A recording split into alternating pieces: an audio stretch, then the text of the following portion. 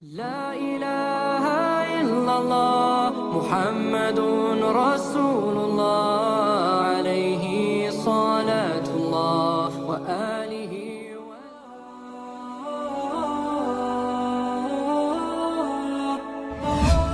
Assalamualaikum warahmatullahi wabarakatuh. Pada kesempatan kali ini kita akan bahas perjuangan dakwah Rasulullah SAW di kota Taif. Namun sebelum lanjut, jangan lupa untuk sukai video ini dan tekan tombol subscribe untuk mendapatkan video-video terbaru dari channel Tinta Mahabbah. Terima kasih. Setelah 9 tahun Muhammad diangkat sebagai Rasulullah, beliau masih menjalankan dakwah di kalangan kaumnya sendiri di sekitar kota Makkah untuk mengusahakan hidayah serta perbaikan kaumnya.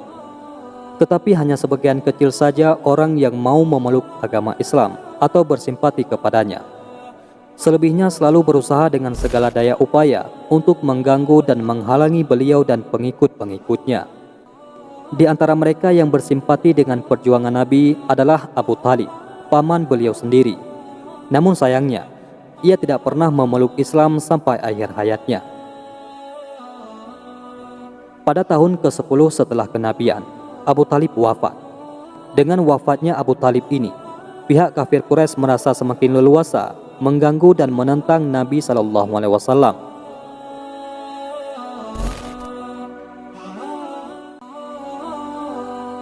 Taif merupakan kota terbesar kedua di kawasan Hijaz. Di sana terdapat Bani Saqif, suatu kabilah yang cukup kuat dan besar jumlah penduduknya. Rasulullah SAW pun berangkat ke Taif dengan harapan dapat memujuk Bani Thaqif untuk menerima Islam. Dengan demikian, beliau akan mendapatkan tempat berlindung bagi pemeluk-pemeluk Islam dari gangguan kafir Quraisy. Beliau pun berharap dapat menjadikan Taif sebagai pusat kegiatan dakwah. Setibanya di sana, Rasulullah SAW mengunjungi 3 tokoh Bani Thaqif secara terpisah untuk menyampaikan risalah Islam. Namun yang terjadi, mereka bukan saja menolak ajaran Islam, bahkan untuk mendengar perkataan Nabi SAW saja mereka tidak mau. Rasulullah SAW diperlakukan secara kasar dan biadab. Sikap kasar mereka itu sungguh bertentangan dengan kebiasaan bangsa Arab yang selalu menghormati tamunya. Dengan terus terang, mereka mengatakan bahwa mereka tidak senang Rasulullah SAW dan pengikutnya tinggal di kota mereka.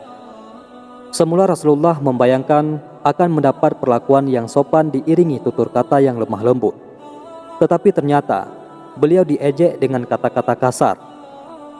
Salah seorang di antara mereka berkata sambil mengejek, "Benarkah Allah telah mengangkatmu menjadi pesuruhnya?" Yang lain berkata sambil tertawa, "Tidak dapatkah Allah memilih manusia selain kamu untuk menjadi pesuruhnya?" Ada juga yang berkata, "Jika engkau benar-benar seorang nabi, aku tidak ingin berbicara denganmu, karena perbuatan demikian itu akan mendatangkan bencana bagiku. Sebaliknya, jika kamu seorang pendusta, tidak ada gunanya aku berbicara denganmu." Menghadapi perlakuan ketiga tokoh Bani Saqif yang kasar itu, Rasulullah SAW yang memiliki sifat bersungguh-sungguh dan teguh pendirian tidak menyebabkannya putus asa dan kecewa. Setelah meninggalkan tokoh-tokoh Bani Saqif yang tidak dapat diharapkan itu, Rasulullah mencoba mendatangi rakyat biasa. Kali ini pun beliau mengalami kegagalan.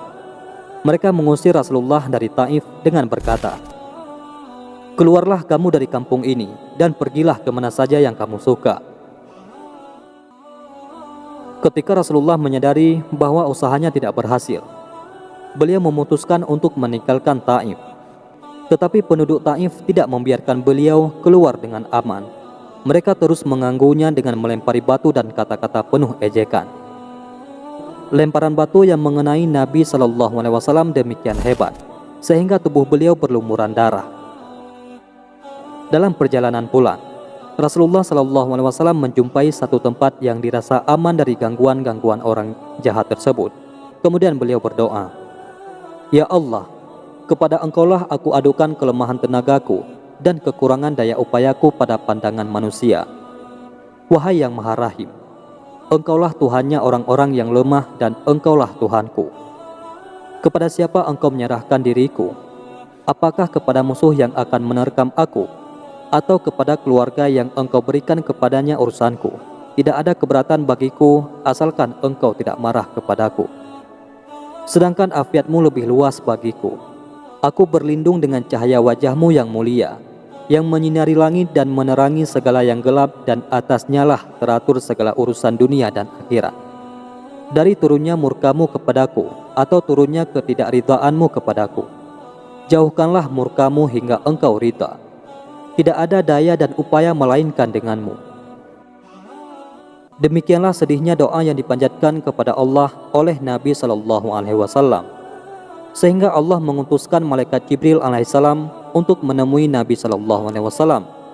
Setibanya di hadapan Nabi, malaikat Jibril alaihissalam memberi salam seraya berkata, Allah mengetahui yang telah terjadi padamu dan orang-orang ini. Allah telah memerintahkan malaikat di gunung-gunung untuk mentaati perintahmu. Sambil berkata demikian, malaikat Jibril memperlihatkan para malaikat itu kepada Rasulullah SAW. Malaikat itu pun berkata, wahai Rasulullah, kami siap untuk menjalankan perintah Tuhan. Jika engkau mau, kami sanggup menjadikan gunung di sekitar kota itu berbenturan, sehingga penduduk yang ada di kedua belah gunung ini akan mati tertindih. Atau apa saja hukuman yang engkau inginkan, kami siap melaksanakannya. Mendengar tawaran malaikat itu, Rasulullah SAW dengan sifat kasih sayangnya berkata, walaupun mereka menolak ajaran Islam, saya berharap dengan kehendak Allah, keturunan mereka pada suatu saat nanti akan menyembah Allah dan beribadah kepadanya. Adapun hikmah yang dapat kita ambil dari kisah ini, perhatikanlah teladan mulia yang dicontohkan oleh Nabi SAW. Kita semua mengaku sebagai pengikutnya, tetapi dalam kehidupan sehari-hari, jika keinginan kita ditolak atau tidak disetujui, dengan cepat kita tersinggung dan memaki-maki, bahkan kadang-kadang ingin membalas dendam. Padahal, sebagai pengikutnya, hendaknya kita mencontoh beliau. Setelah menerima penghinaan dari penduduk Taif, beliau hanya berdoa dan tidak memarahi mereka, tidak mengutuk mereka, dan tidak mengambil tindakan balas dendam walaupun diberi kesempatan untuk itu. Wallahu a'lam bishawab. Mudah-mudahan bermanfaat. Assalamualaikum warahmatullahi wabarakatuh.